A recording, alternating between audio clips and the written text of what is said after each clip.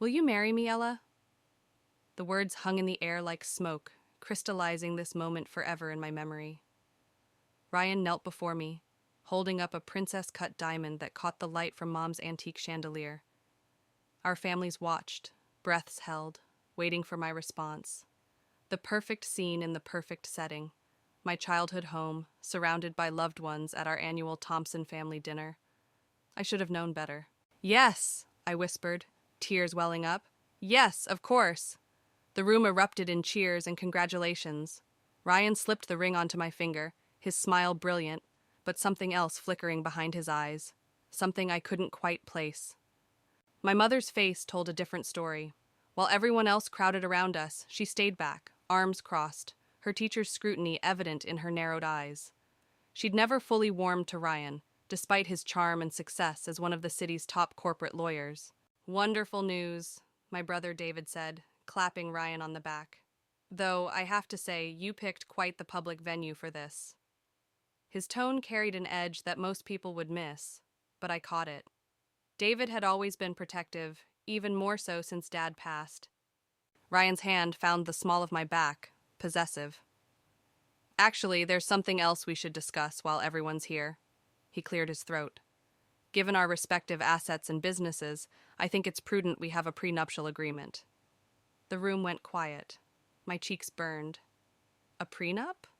My mother's voice cut through the silence. You choose this moment to bring that up?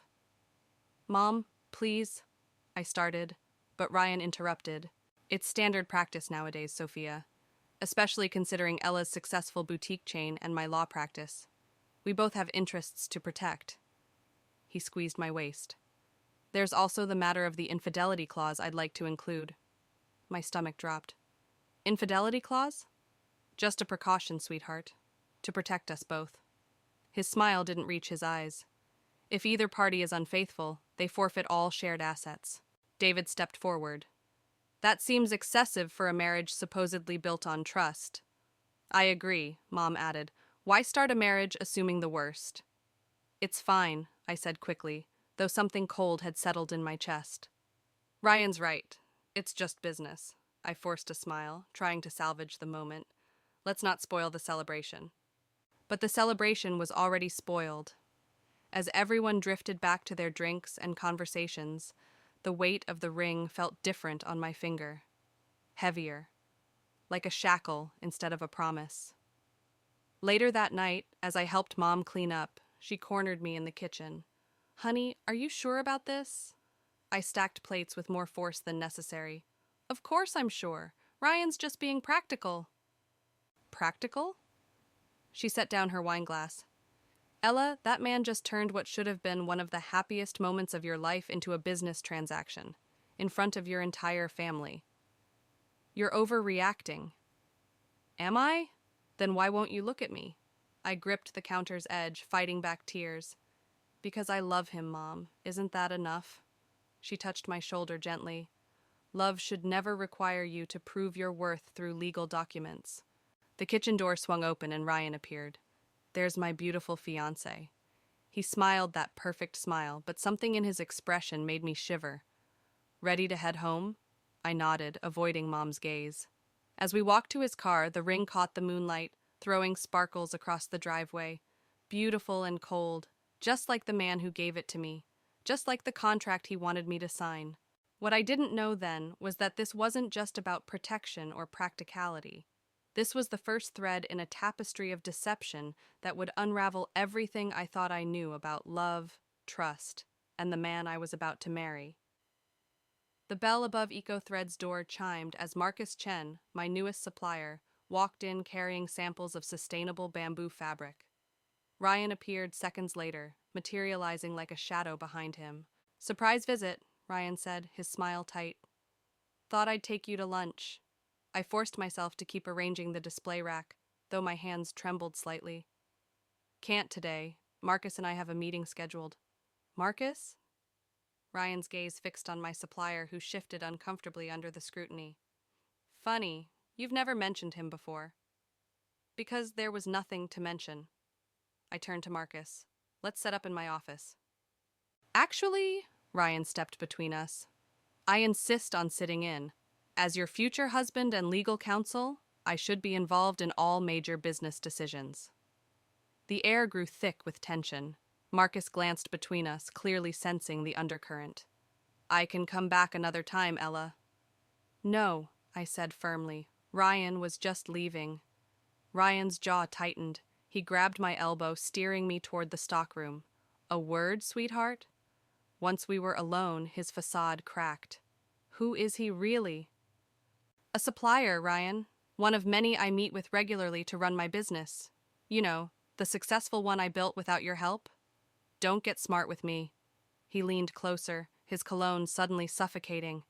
I saw how he looked at you. I stopped, incredulous.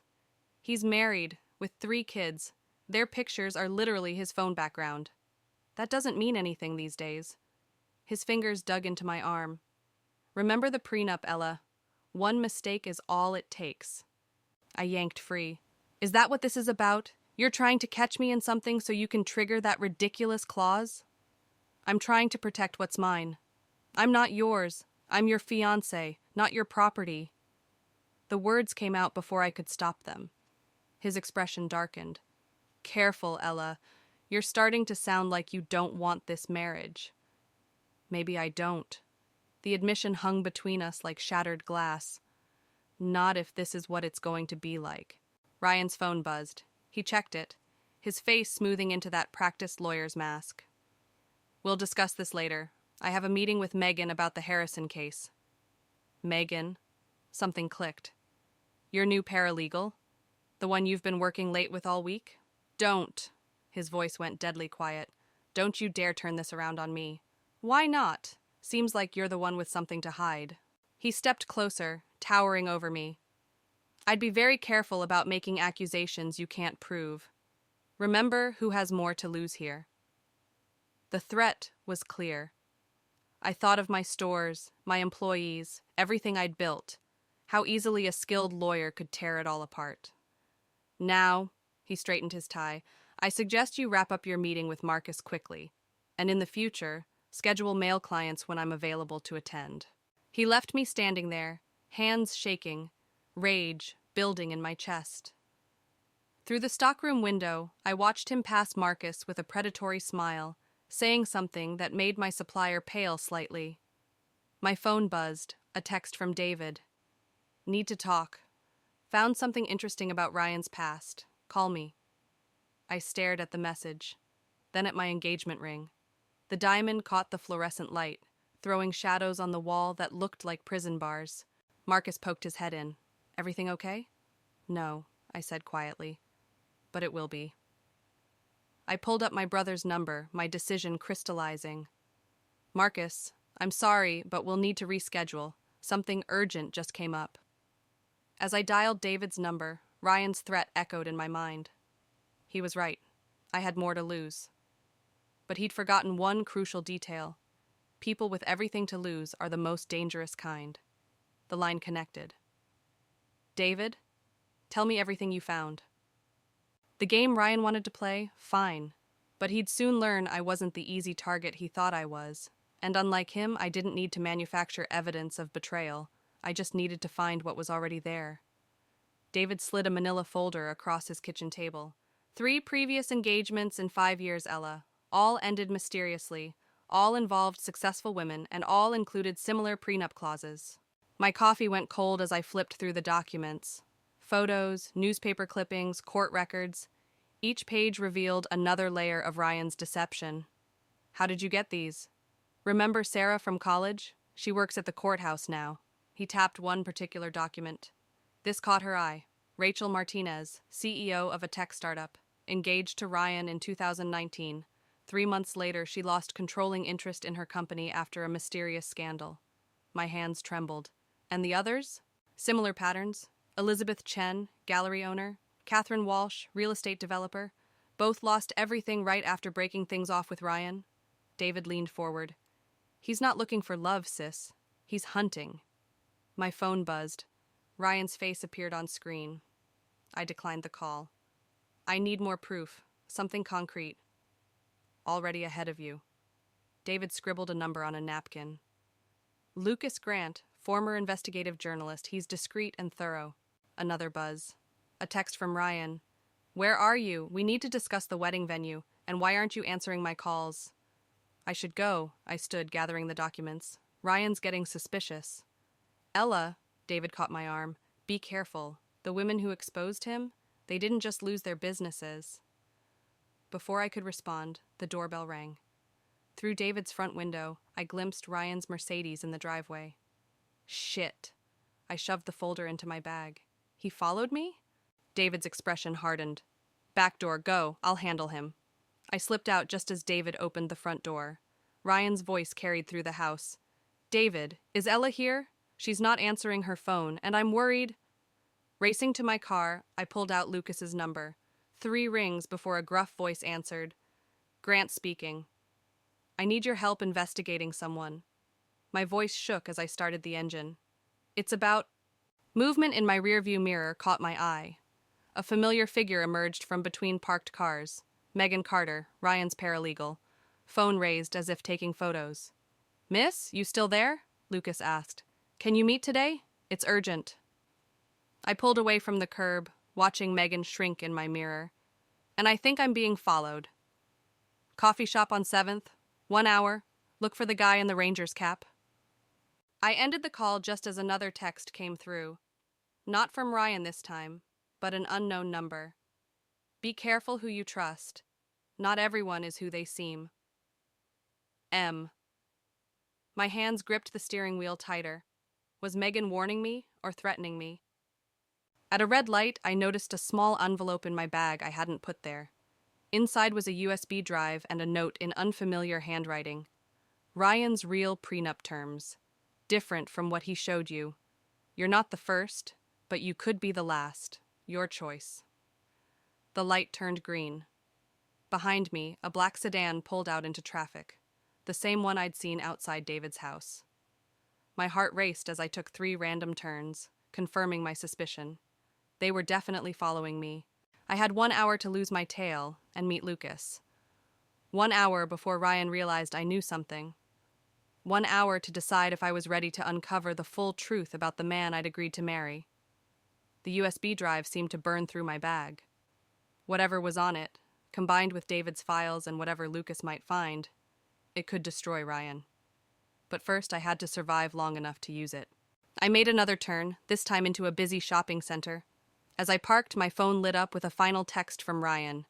Found something interesting in your boutique's financial records. We should discuss it, soon. The threat was clear. The game was escalating.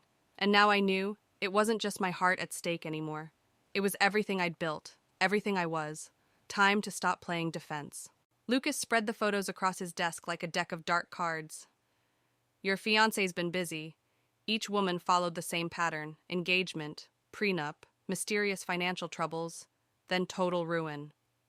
I picked up a photo of Rachel Martinez being escorted from her company's building.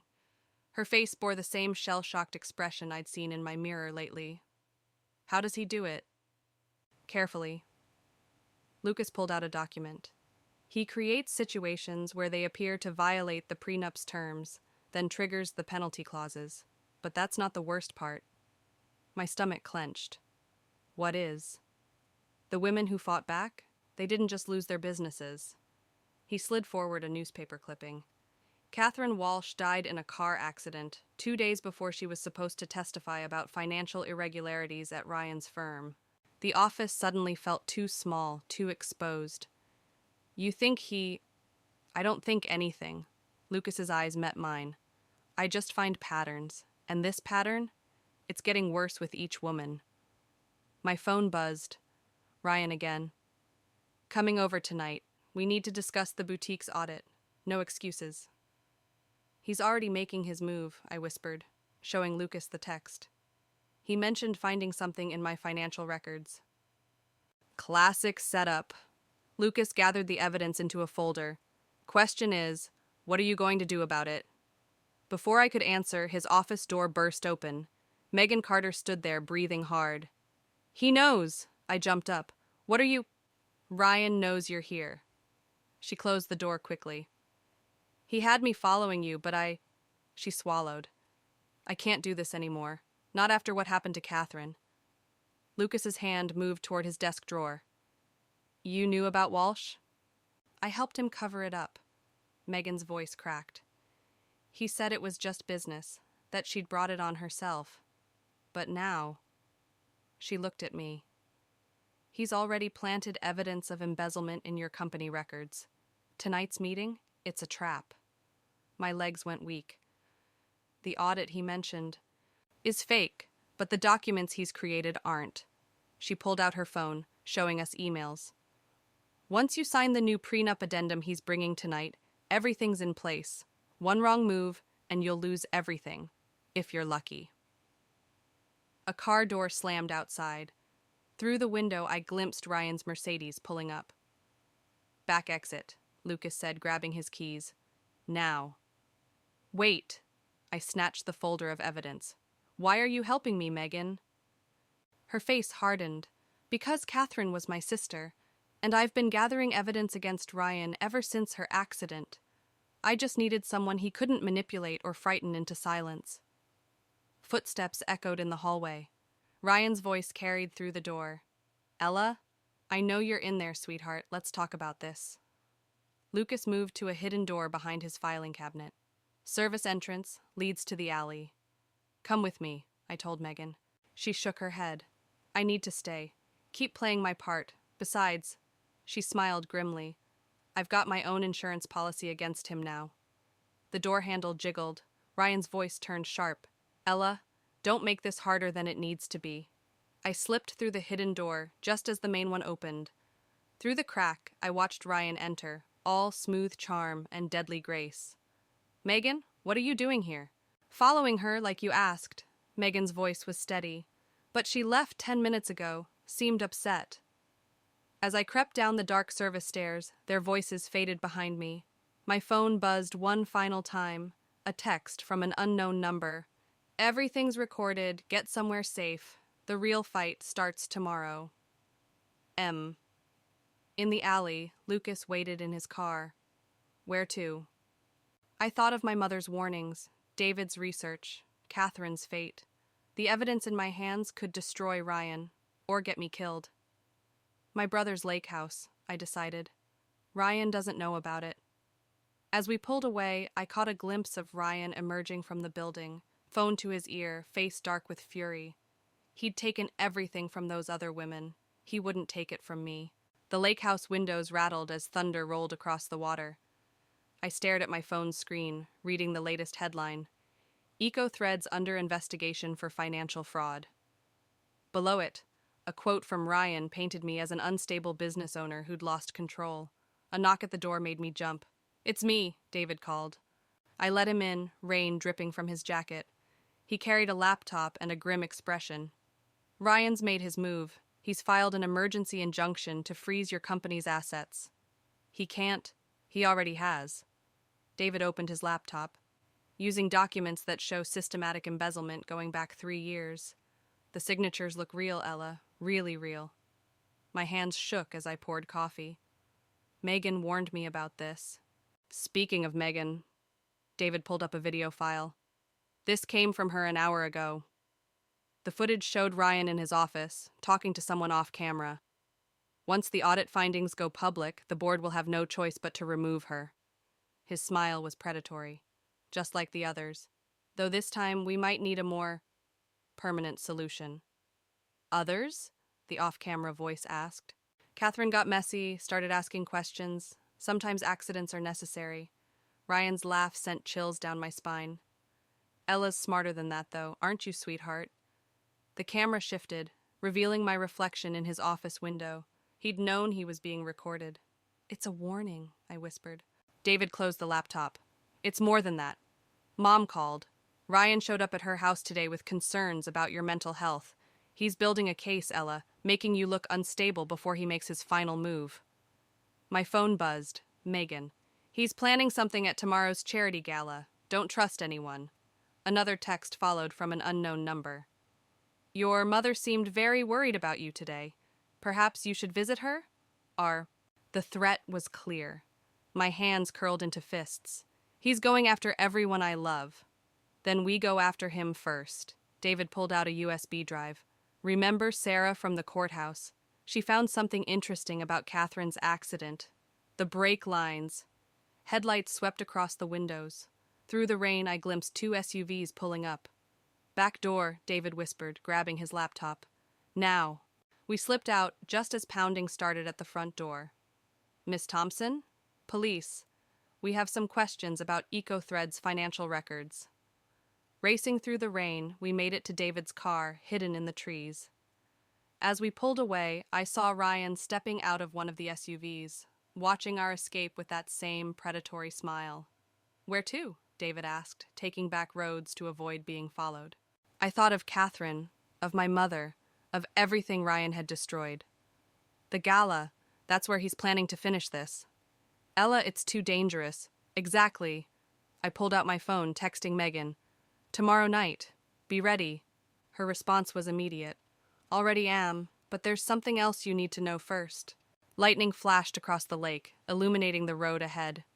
Ryan thought he was hunting me, just like he'd hunted the others. But he'd forgotten something crucial about cornered prey. Sometimes they turn and fight back. Take me to Lucas's office, I told David.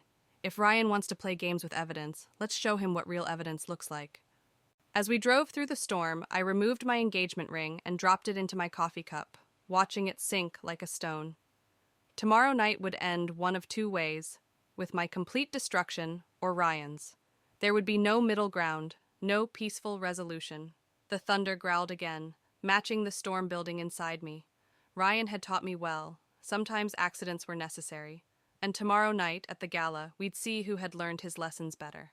My phone lit up one final time. Ryan. Running only makes it worse, sweetheart. Ask Catherine. I smiled, thinking of the USB drive in David's pocket and Megan's hidden cameras. Game on, I whispered to the rain-streaked darkness. Game on. The gala venue's service entrance felt colder than it should have. Megan's hands shook as she passed me a security badge. Ryan's changed the plan. He's moving faster than we thought. What do you mean? I clipped the badge to my black cocktail dress, trying to ignore the armed security guards Ryan had stationed throughout the building. He's not just planning to discredit you. She glanced nervously at her phone. The police are on standby. Once he presents the evidence of fraud, they'll arrest you. Tonight. My stomach dropped. Through the kitchen windows, I could see the gala in full swing. Ryan worked the crowd like a conductor, his charm dialed to maximum. The USB drive felt heavy in my clutch. Where's David? I whispered. That's the other problem. Megan's voice cracked. Ryan's people intercepted him. They have the original drive. The room spun. Everything we'd gathered. The proof about Catherine's accident, the financial trails, the recorded confessions, gone. But we have backups. Check your phone. A video message from Ryan showed David being escorted into a police car. Obstruction of justice, the caption read. Shame about those encrypted files they found on his laptop. Could look like corporate espionage. He's taking everything, I breathed. Not everything. Megan pulled out a small recorder. I have one last piece he doesn't know about, but... She hesitated. Using it means I go down too. All the times I helped him, the evidence I destroyed. It's all there. The kitchen doors burst open. Lucas stumbled in, blood trickling from his temple. They're coming. Ryan's security team. They're searching room by room. Through the windows, I watched Ryan raise his glass, preparing to address the crowd. In 10 minutes, he'd present his evidence. In 11, my life would be over. Get out, I told Megan. Both of you. This was my fight. It was mine first, Megan cut in. Catherine was my sister. And now David's in custody because of me. My voice broke. I can't lose anyone else. Footsteps echoed down the hallway, heavy ones. Back exit, Lucas urged. Now. Wait! I grabbed Megan's recorder. One chance. That's all we need. Ella, no! But I was already moving, slipping into the ballroom through a side door. Ryan's voice carried across the crowd. And it pains me to reveal this tonight, but as a member of the legal community, I have a duty. I caught my mother's eye across the room. She stood near the stage, fear etched on her face. Behind her, 2 police officers waited. Ryan saw me then. His smile widened. "Ah, speaking of duties," he gestured to the officers. "Perfect timing, sweetheart." The crowd parted as I walked forward. My hands trembled, but my voice stayed steady. "Before you continue, Ryan, I have something to say. I'm afraid that's not—" I pressed play on the recorder. Nothing happened. Ryan's laugh cut through the silence. "Technical difficulties?" He reached into his jacket. "Unlike this evidence, which shows exactly how you've been embezzling." The recorder's light remained dark, dead. In my peripheral vision, I saw Megan being led away by security, mouthing, "I'm sorry." It had all been for nothing. Every piece of evidence gone, every ally neutralized. Even my own brother sat in a police car because I'd dragged him into this. Ryan stepped closer, triumph gleaming in his eyes. "Officers, I believe you have some questions for Miss Thompson." As handcuffs clicked around my wrists, I caught my reflection in the ballroom's mirrors, surrounded by witnesses, my reputation in tatters, everything I'd built crumbling around me. Ryan had won, but in that fractured reflection, I saw something else. My mother's hand, slipping something to Lucas near the exit. A familiar USB drive. The one Ryan's people had taken from David wasn't the original. The game wasn't over. But first, I had to lose everything to win it all back. "Ryan," I said quietly as the officers led me away, "you really should have asked why I came in through the front door." His smile faltered, just slightly, as the seeds of doubt began to bloom. The holding cell door opened with a metallic screech. "Your lawyer's here," the officer announced. Ryan stepped in, immaculate in his tuxedo, still wearing his victory smile. "Quite the performance, sweetheart." I stayed seated on the bench, my cocktail dress wrinkled from 2 hours in custody. "Enjoying yourself?" "Immensely." He loosened his bow tie.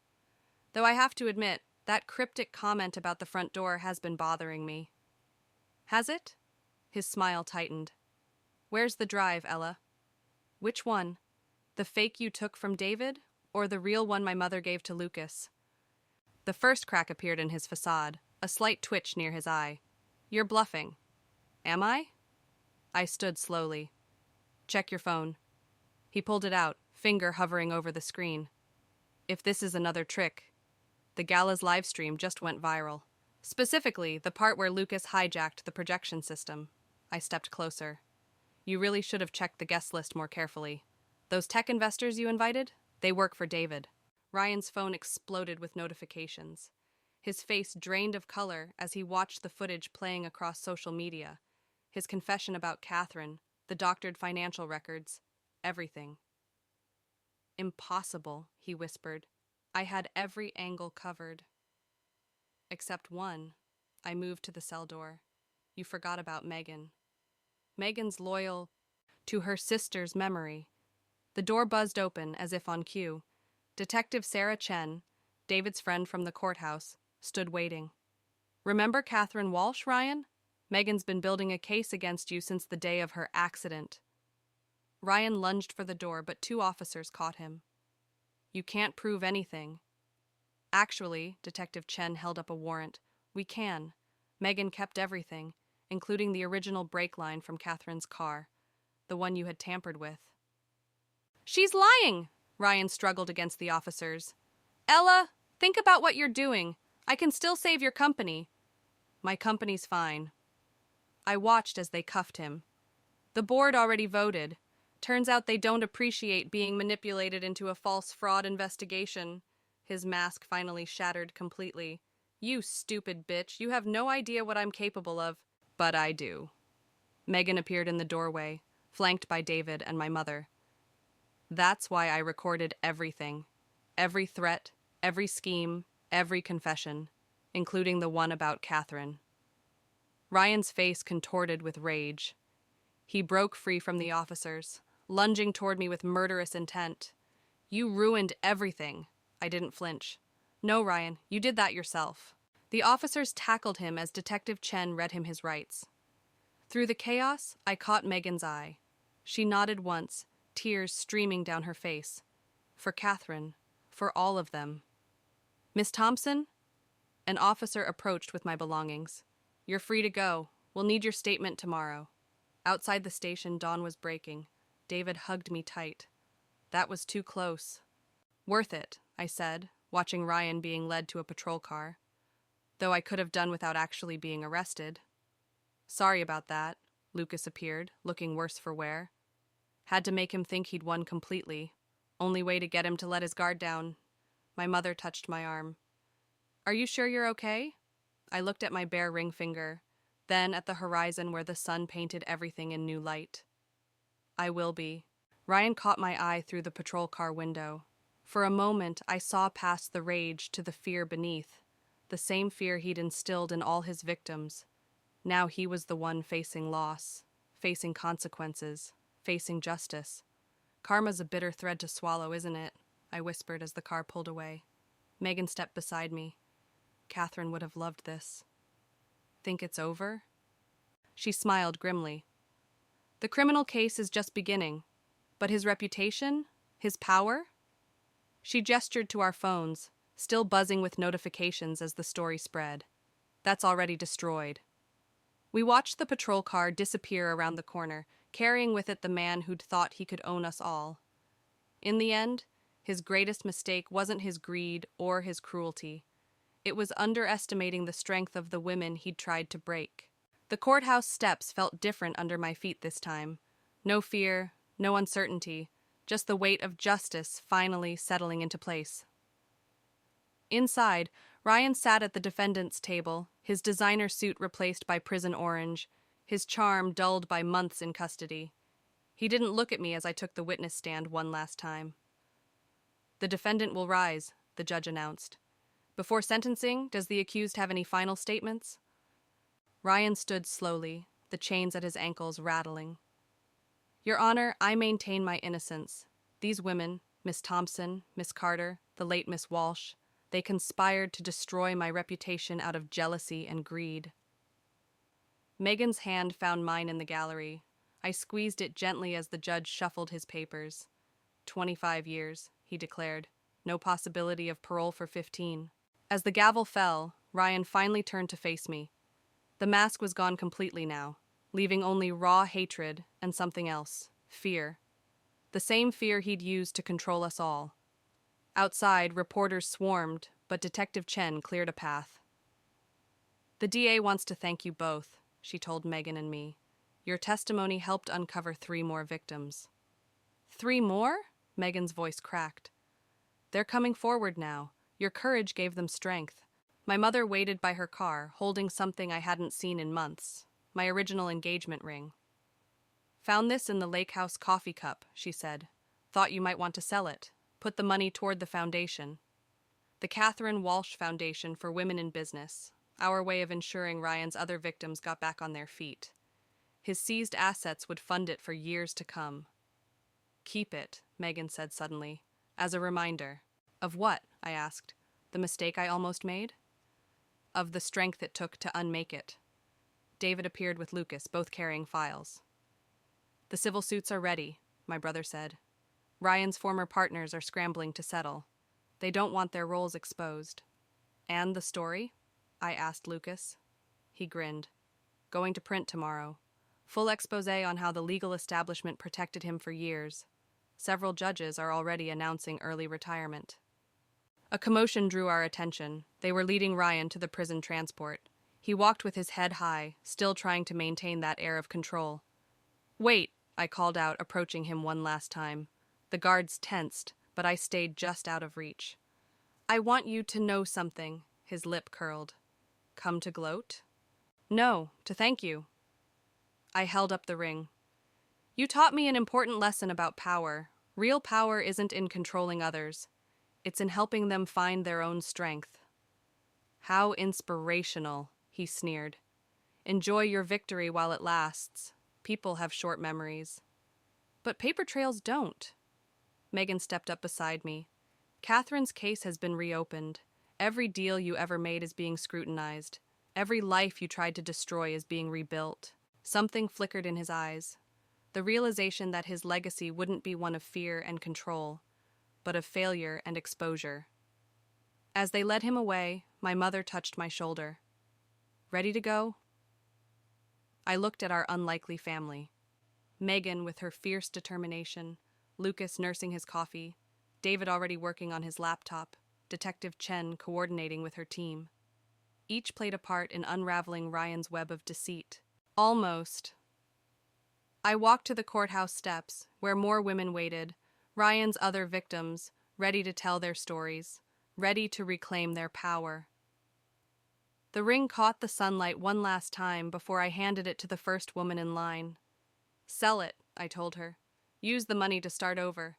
That's what Catherine would have wanted. She clutched it like a lifeline. Behind her, others stepped forward, each with their own story of manipulation and survival.